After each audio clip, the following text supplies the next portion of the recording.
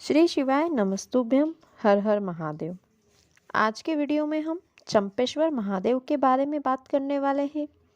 उनका प्रागट्य कैसे हुआ, चंपारण आप कैसे पहुंच सकते हैं, रायपुर से चंपेश्वर महादेव की दूरी क्या है, श्रीमद् वल्लभाचार्य और चंपेश्वर महादेव के प्रकट होने के बीच क्या संबंध है, इन सभी के बारे में आज हम इस वीडियो में जानने वाले हैं। तो वीडियो में अंत तक बने रहिए। चंपेश्वर महादेव चंपारण नाम के स्थान पर स्थापित है। चंपारण छत्तीसगढ़ के रायपुर जिले में स्थित है। चंपारण रायपुर से लगभग 60 किलोमीटर की दूरी पर स्थित है। चंपेश्वर महादेव छत्तीसगढ़ के पंचकोशी यात्रा की सूची में आता है। पंचकोशी यात्रा की सूची में फणिकेश्वर महादेव, चंपेश्वर महादेव, ब्रह्मेश्वर महादेव, कोपेश्वर महादेव और पांचवा पटेश्वर महादेव शामिल है। इन सब में से चंपेश्वर महादेव मूल है, क्योंकि चंपेश्वर महादेव को चंपारण में किसी ने स्थापित नहीं किया था।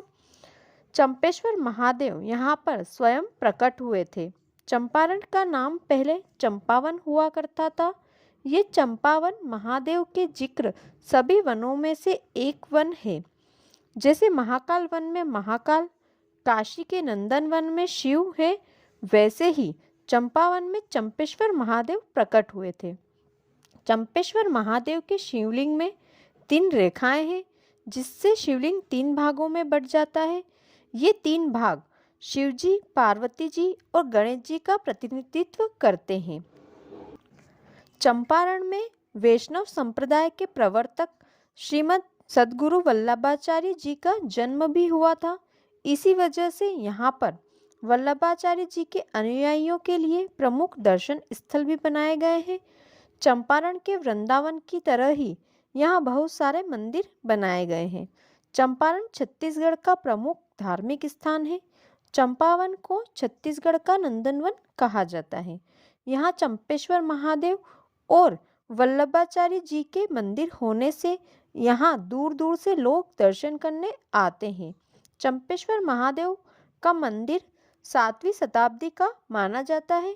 वल्लभाचार्य जी का जन्म वैशाख बदी 1334 यानी सन 1478 ईस्वी का माना जाता है। मान्यता के अनुसार चंपारण के वृक्षों को सूखने के पश्चात भी कोई नहीं काटता है।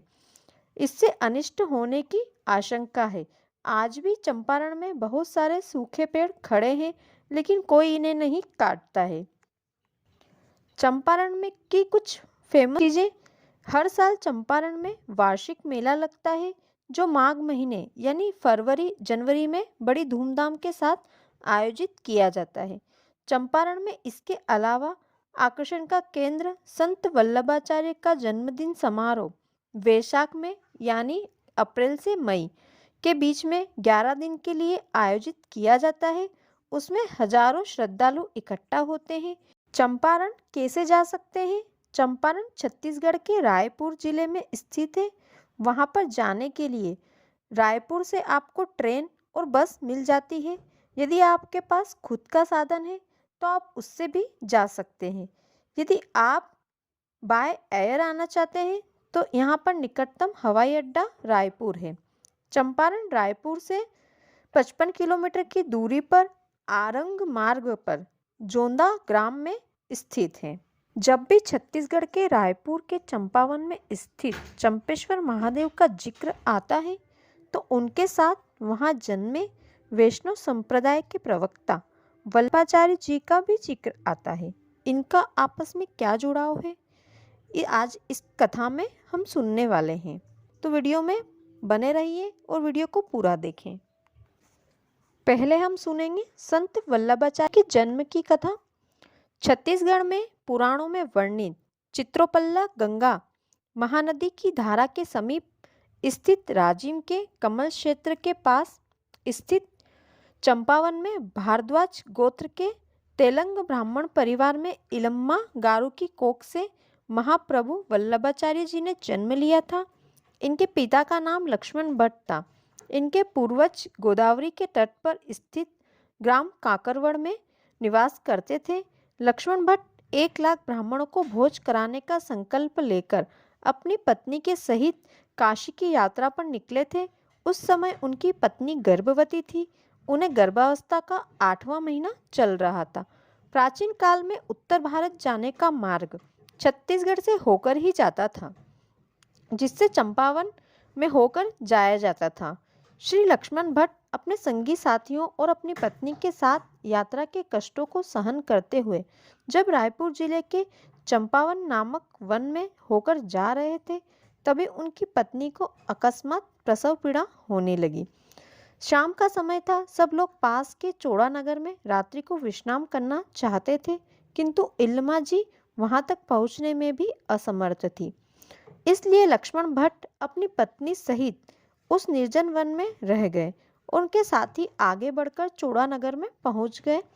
उसी रात्रि इल्लमागारू को प्रसव पीड़ा शुरू हो गई थी और उन्होंने उस निर्जन वन में एक विशाल समी के पेड़ के नीचे 8 महीने के बालक को जन्म दिया। जब लक्ष्मण भट्ट ने बालक को हाथों में लिया तो उन्हें महसूस हुआ कि उस बालक में तो प्राण ही नहीं है। फिर लक्ष्मण भट्ट ने हिम्मत करके अपनी पत्नी इल्लमागारू को बताया कि जिस बालक का जन्म हुआ है वो मृत है, इसमें प्राण नहीं है। यह सुनकर इल्लमागारू को बहुत दुख हुआ। वो बहुत रोने लगी, लेकिन उनके पति ने उन्हें समझाया कि देव की इच्छा है, जन्म मरण सब उन्हीं के हाथ में होता है। और दोनों पति पत्नी इसको देव की इच्छा मानकर उस बालक वस्त्र में लपेटकर शमी के वृक्ष के नीचे एक गड्ढा खोदकर उसमें सुलाकर उस पर शमी के सूखे वृक्ष के पत्ते ढक दिए।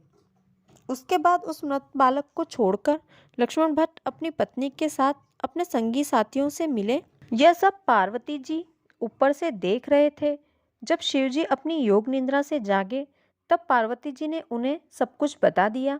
जैसे ही शिव जी को पता चला कि इल्लमागारू काशी मेरे दर्शन करने जा रही है और रास्ते में शमी के पत्र के नीचे अपने पुत्र को जन्म दिया और वह मरा हुआ पैदा हुआ, तो शिवजी ने अग्निदेव को बुलाया और उन्हें कहा, मेरी भक्त इल्लमागारू ने चंपावन में शमी के पेड़ के नीचे एक बच्चे को जन्म दिया है, उसमें प्राण नहीं है, आप उसे जीवित कर उसकी रक्षा करें।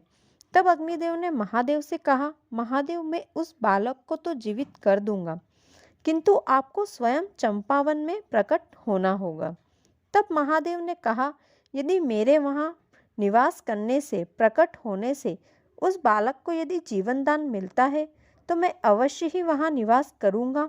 शिवजी ने अग्निदेव को वर दे दिया कि वे चंपावन में प्रकट होंगे। शिवजी ने अग्निदेव से कहा, आप वहाँ जाएं और उस बालक को जीवित करें। तब अग्निदेव ने उस बालक को जीवन दान दिया। इधर काशी की यात्रा पर निकलने से पहले लक्ष्मण भट्ट और इल्लमागारू एक बार वापस वहां गए जहां उन्होंने अपने मृत पुत्र को जन्म दिया था। तो वहां जाकर उन्होंने अपने पुत्र को जीवित अवस्था में पाया। उस बालक के आसपास अग्नि का एक कुंड सा बना हुआ था और उसके बीच में वह नवजात बालक खेल रहा था। उस अद्भुत दृश्य को देखकर लक्ष्मण भट्ट और इल्लमागारू को बड़ा आश्चर्य हुआ और हर्ष हुआ। इल्लमा जी ने तत्काल शिशु को अपनी गोद में उठाया और उन्हें स्नेह से स्तनपान कराया और काशी विश्वनाथ को शुक्रिया किया। तभी वहाँ महादेव की आकाशवाणी होती है। वे इल्लमागारू से कहते हैं, इल्लमागारू, जैसे नंदनवन में शिव रहते हैं, महाकाल वन में महाकाल रहते हैं, वैसे ही इस चंपावन में मैं चंपेश्वर महादेव के रूप में आगे चलकर निवास करूंगा। तुम्हारे इस बालक को स्वयं मेरी यानी शिव की, अग्निदेव की और 33 कोटि देवी देवताओं की कृपा प्राप्त है। ये आगे चलकर जगत गुरु श्री वल्लभाचार्य के नाम से प्रसिद्ध होगा और भगवान विष्णु का गुणगान करेगा। इसलिए इल्लमागारू और उनके पति ने उनका नाम वहीं वन में वल्लभ रखा और वल्लभाचार्य जी का आरंभिक जीवन काशी में व्यतीत हुआ। उन्होंने वहाँ शिक्षा और दीक्षा प्राप्त की। उन्होंने गोपाल मंत्र की दीक्षा भी ली। वल्लभाचार्य आरंभ से ही अत्यंत कुशाग्र बुद्धि और अद्भुत प्रतिभाशाली थे। उन्होंने छोटी आयु में ही वेद, वेदांग, दर्शन, पुराण, काव्य आदि में तथा विविध ग्रंथों में निपुणता प्राप्त की थी। ये वैष्णव धर्म के अतिरिक्त जैन, बौद्ध, शैव, शाक्त, शांकर आदि धर्म संप्रदायों के अद्वितीय विद्वान थे।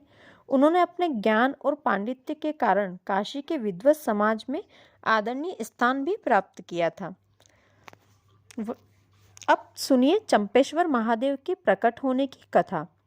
श्री वल्लभाचार्य जी के जन्म के कुछ महीनों बाद एक चरवाहा जो चंपारण यानी चंपावन के आसपास रोज अपनी गायों के झुंड को चराने आता था, एक दिन गायों के झुंड में से राधा नाम की एक बांझ गाय रंभाती हुई घनघोर जंगल चंपावन की ओर भाग गई। चंपावन बहुत अधिक गहरा और घना था, इसलिए वह चरवाहा उस गाय के पीछे नहीं गया। चंपावन में बहुत अधिक पेड़ पौधे थे, इस कारण वहाँ अंधेरा रहा करता था, तो कुछ भी दिखाई नहीं देता था। कुछ देर बाद वो गाय वापस उस जंगल से बाहर आ जाती है। अब रोज चरवाहा अपनी गाय को चराने वहां आता। राधा नाम की बांझिली गाय इसी तरह उस चंपावन में भाग जाया करती थी। ऐसा करते हुए पूरा एक सप्ताह बीत गया। चरवाहा भी सोच में पड़ गया कि आखिर यह गाय रोज जंगल की ओर क्यों भाग जाती है। उसके मन में कि आखिर बात क्या है। रोज की तरह एक दिन जब वह राधा गाय झुंड से निकली चंपावन की ओर भाग रही थी, तो चरवाहा भी उसके पीछे पीछे हो गया। आगे आगे वो राधा गाय और पीछे पीछे चरवाहा। चंपावन बहुत अधिक घना था, इसलिए उस जंगल में अंधेरा सा था। वृक्षों के घना होने के कारण ठीक से कुछ भी नहीं दिखाई दे रहा था। धीरे धीरे आगे बढ़ते हुए अचानक चरवाहे ने देखा कि एक शमी वृक्ष के नीचे वह राधा गाय के थन से दूध की धाराएं लगातार एक अद्भुत शिवलिंग के ऊपर गिर रही थी। चरवाहा ये दृश्य देखकर अक्का बक्का रह गया और उसने वहां से आकर गांव वालों को अपनी आंखों देखी बात बताई। लेकिन उस चरवाहे की बात पर किसी ने विश्वास नहीं किया। सभी ने उसकी बात को हंसी में उड़ा दिया। उसके बाद यह बात पूरे गांव में फैल गई, तो सभी गांव वालों ने एक दिन सोचा कि एक बार वहां जाकर देखा जाए कि आखिर बात क्या है। गांव के सभी लोग उस चरवाहा के बताए जगह पर गए और वहां जाकर जो नज़ारा उन्होंने देखा वह चमत्कारिक था। वहां वह बांझिली राधा गाय भगवान महादेव की शिवलिंग पर अपने थनों से दूध प्रवाहित कर रही थी। सभी गांव वालों के सामने उसी समय आकाशवाणी होती है।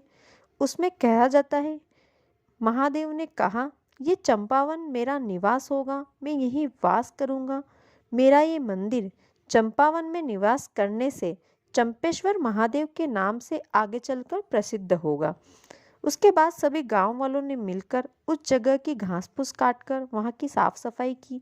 उसके बाद में गांव वालों के द्वारा पूरे रीति रिवाज से पूजा अर्चना और अभिषेक किया गया।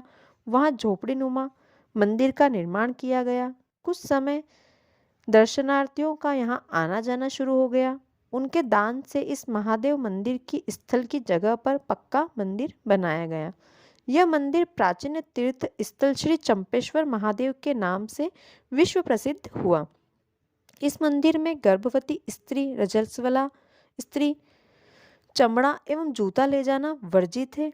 चंपेश्वर महादेव मंदिर में जो भी अंतरात्मा से आराधना करता है उस व्यक्ति की मनोकामना पूरी होती है। चंपेश्वर महादेव के शिवलिंग में 3 रेखाएं हैं जो शिवजी, पार्वती जी और गणेश जी का प्रतिनिधित्व करती हैं। लगभग 30 साल पहले मुंबई से वल्लभाचार्य जी के एक अनुयायी कृष्णदास आर्या जी चंपारण पहुंचे थे। यहाँ उन्होंने लगभग 1.5 करोड़ रुपए का दान दिया था, जिससे इस स्थान पर निर्माण कार्य शुरू हुआ। उसके पश्चात कृष्णदास आर्या जी स्थायी रूप से यहीं रहने लगे। उनके अथक प्रयास से चंपारण के इस स्थान को भव्यता प्राप्त हुई। यहाँ पर सुदामापुरी नामक भव्य धर्मशाला का निर्माण भी हुआ है। यहाँ के दानदाताओं के नाम मंदिर की दीवारों पर लिखे गए हैं। मंदिर को विभिन्न रंगों और बेल बूटों से सजाया गया है। तीर्थ यात्रियों का आगमन पूरे साल यहाँ होता रहता है। तो ये थी श्री वल्लभाचार्य और चंपेश्वर महादेव के प्रकट होने की कथा। आशा करती हूँ आपको वीडियो अच्छा लगा होगा। यदि वीडियो अच्छा लगा हो तो वीडियो को लाइक करें, शेयर करें और चैनल को सब्सक्राइब करें। साथ ही कमेंट में हर हर महादेव लिखना ना भूलें। धन्यवाद।